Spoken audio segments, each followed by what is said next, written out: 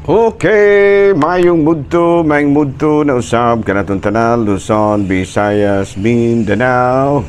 Mayong mudto Philippines, mayong mudto world, mayong mudto universe. Ana na punta mga higala, dili nga atong tulumanon sa kahanginan CONA Catechesis on Air. O ako lang gihapon kini yung ubos nga lagad Reverendo Padre Edwin Academia Akab. Abino adlaw na usab karon nga Huwebes, no? Pizza 13. Ay dili mga higala, no? Dili Huwebes. Pizza 13, Biyernes mga higala, no? Sige mo ko kasi piyat mga higala, no? Karong adlaw mga higala Pizza 13, adlaw karon nga Biyernes, no? Sa 13, ikaduhang Biyernes sa bulan. Mga higala, no? So, kumusta naman? Sorry kayo, ha?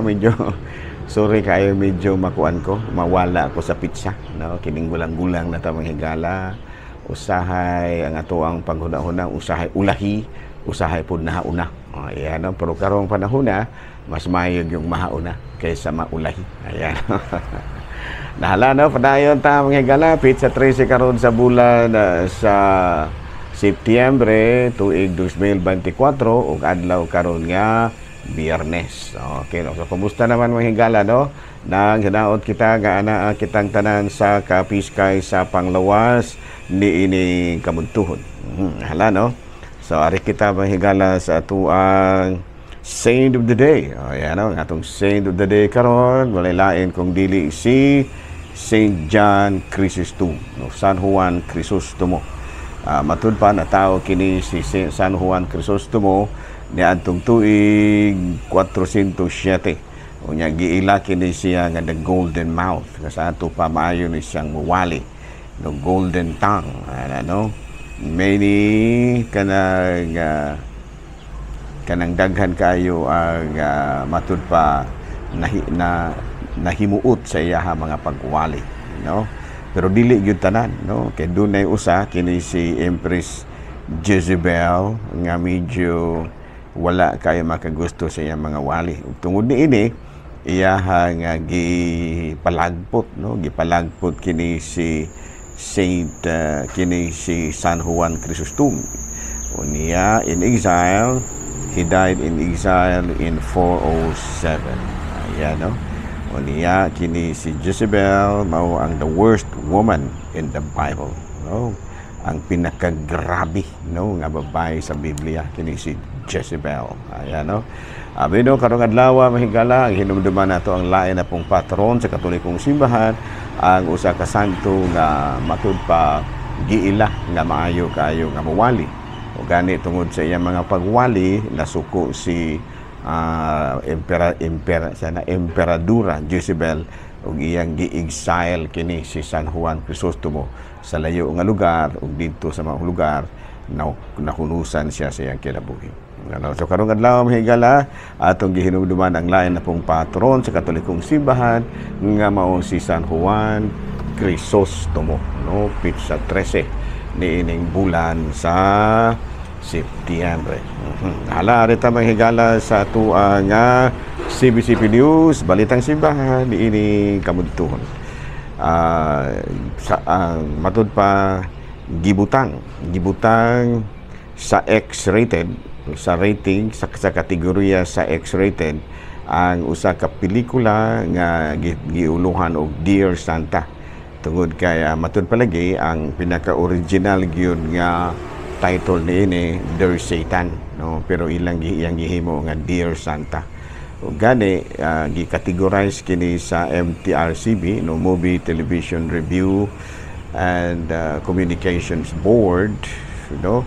Kini maong pelikula nga Dear Santa, no, nga usa ka X-rated. X-rated buti pasabot nga dili kini pwedeng ipalabas or ipasalida sa publiko.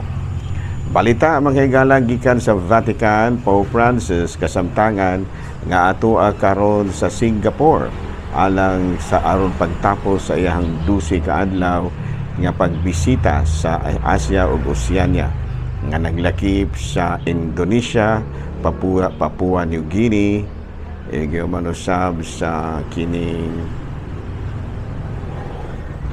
saning Guam, sa New Guinea o Timor Leste ug dayon ang Singapore. Sa maong mga pagbisita gipaligon ni Pope Francis ang matud pa interreligious dialogue ngadto sa uban usab nga klase sa tinuohan. Mao kadto mga higala mga balitang simbahanon ni ini kabuntuhon ug ari na ta mga higala sa atoa nga kining ari na ta sa atoang kanang catechism, no, catechism. Padayon gihapon nato nga gituki, no, ato nga ato usab nga gibat-bat mga higala ang mituo ako, no, kining gitawag nato credo. Unya, matud pa ang pagsugod sa kining credo nagkanayon kini, I believe in God, the Father Almighty. Nagatuo ako sa Dios Amahan, makagahom sa tanan. So maoy ato nga kanang atong ibat-bat karon, no, ang pagkagamhanan sa atong Dios Amahan, no, ang I believe in God the Father Almighty. Tungod sa Salmo, atong basahon sa Salmo 115 kapitulo 115 bersikulo 3, mahimo sa langit ng Amahan ang tanang butang nga gusto niyang himingon, no. He does whatever he pleases, no, munay nakapaggamhanan gyud sa atong langitong Amahan. Mahimo niya ang tanan nga gusto niyang himuon. O gino. O niya matud pa sa Jeremiah kapitulo 27 bersikulo 21, walay imposible sa Dios. Nothing is impossible with God. And of course sa Wisdom 11 sa bakahon sa kinaadman kapitulo 11 bersikulo 23 or Wisdom, matud pa, He was a merciful God. Now, for you can do all things, no? Ato pa, ang usa sa nakapakagamhanan sa atong langitong Amahan mao ang iyahang pagka mapasayloon sa tanan, no? So the mystery of God's kining apparent powerlessness mao'y nagpahimo usab kaniya nga mas gamahanan, no? Matud pa, no, kay doon naman yung mga pagsulay sa atong kinabuhi nga usahay ang mga atong basulo ng Dios. Puro sa tinud-anay lang ang matud pa gipalig-on lang gyud sa ato ang Ginoong sa atong labaw nga makagahom ang ato ang voluntary kanang gitawag nato humility, no, and matud pa kanang simplicity, no, sa ato pa usahay bisan sa iyang pagkagamhanan adunay parahon nga mura ba og kanang murag makaingon kita nga murag dili man siguro kay gamhanan ang Ginoo kay murag wala man niya makaya ang ako ang gipangayo. Ang tubag niya na dili kaya sa Dios ang tanan. Matud pa, He does whatever He pleases, pero usahay ang atong mga gipangayo, no, dili niya hatag aron pagsulay kanato kung unsa gyud kaligo ang atong pagtuo kaniya mga pagsulay na ba. Okay, no? So matud pa sa kining sa pagtulunan kabahin sa pagkagamhanan sa Dios, ang pag-ila kung unsa kagamhanan ng Dios magagad gyud gihapon sa atong pagtuo kaniya. Sa ato pa kung lig-on kayo ang atong pagtuo sa Dios, muila gyud kita kaniya sa iyahang pagkagamhanan. Okay, klaro? Hala, no? So mananaw, the Father Almighty, makaingon kita nga gamhanan gyud kayo ang Dios, omnipotensya, tungod kay mahimo niya bisag unsay iyahang himuon. So ato kanang mabasa sa Salmo 115 kapitulo 3, o walay imposible kaniya. Ato ka na mabasa sa Jeremias kapitulo 27-21, o gani ang iyahang pagkagamhanan makita diha sa iyang pagkamapasayloon, no? Makto ka nang mabasa sa basahon sa kinaadman kapitulo 11 bersikulo 23. Okay, nala, no? So padayon nato mga higalang nga gibat-bat ang kanang gitawag nato og mituo ako. Nahala na rin kita may galang sa atong mga catechism, no? The Roman Catholicism, historical Jesus, and His founding of the Church. Ang Katolikong simbahan, ang Kristyanismo, no? Isip ang Romano Katoliko, isip usa ka relihiyon, aduna gyud kasaysayan, no? Dili mahimo nga ang usa ka relihiyon walay kasaysayan mo mutulang ha ra siya kalit dili.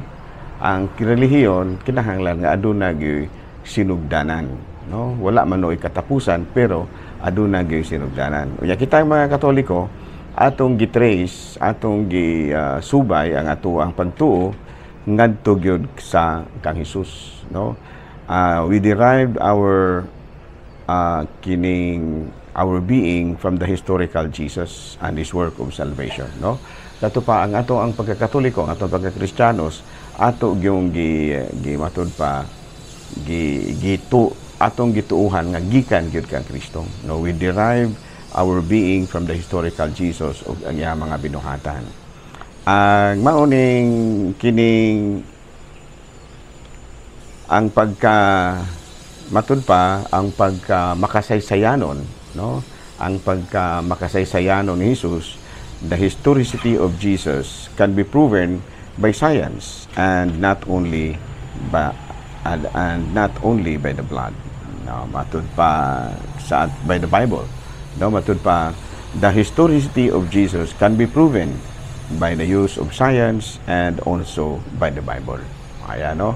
Kato pa kitang Katoliko, ato gyud nga giila nga ang atong sinugdanan gikan gyud kang Kristo.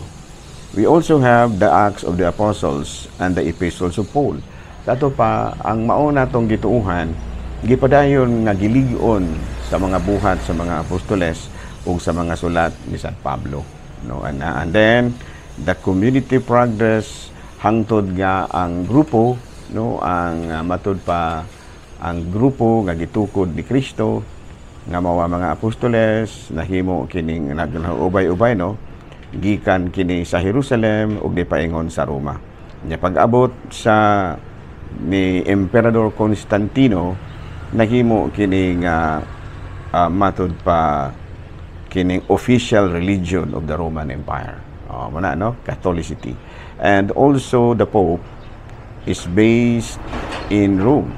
And so in order to express our matud pa community with is the Pope who is Roman, so we are called Roman Catholic.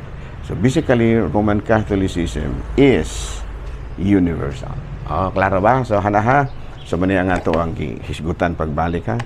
Ang Roman Catholicism matud pa we trace our origin mismo kang Hesus ug sa iyahang mga buhat sa pagtuo, buhat sa kaluwasan nya. Ang iyahang pagka-historical, ang iyahang pagka-makasaysayanon pwede nato nga ipruba pinaagi sa Biblia ug pinaagi usab sa siyensya.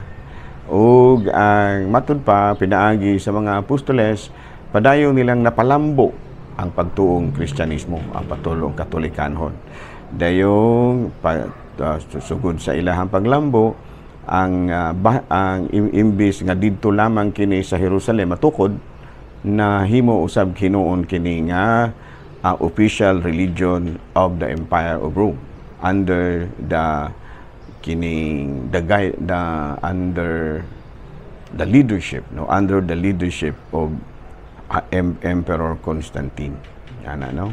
O gani hangtod karon ang Roma nahimo gyud nga base sa Katolikong simbahan. Gani tuag gyud dito sa Roma nakapuyo ang Santo Papa ug aron pagpakita, no, that we are in full communion with the Pope who is Roman, so we are also called Roman Catholic, no? Aron pagpakita nga kita konektado gyud mismo sa Santo Papa nga nakabase karon sa Roma, gitawag kita karon nga Romano Katoliko, no? Sa ato pa ang ang atong relihiyon isip relihiyon do na gid siya ay sinugdanan, ug ang sinugdanan gyud sa atong pagkarelihiyon mao gyud mismo si Kristo.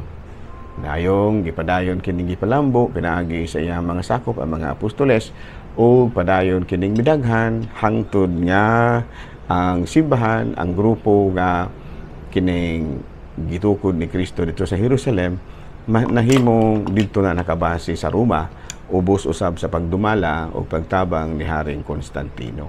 Unya milambo ang Katolisismo ug hangtod karon ang Santo Papa ato gyud mismo nakabase sa Roma. Unya aron pagpakita nga kita united gyud sa Katolikong simbahan dito sa Roma, ang atong simbahan gitawag og Roman Catholic. Klaro? Ana na? So na siya ato karong pagtulunan karong adlaw sa tarong pitsaha pizza 13. Uy, kumusta di ay sa diha sa Sibulan, no? Padayon gihapon mahigala ang dili mabangbang, no? Nga kining paglambo usab sa debosyon ni San Antonio de Padua rin ha. No, okay?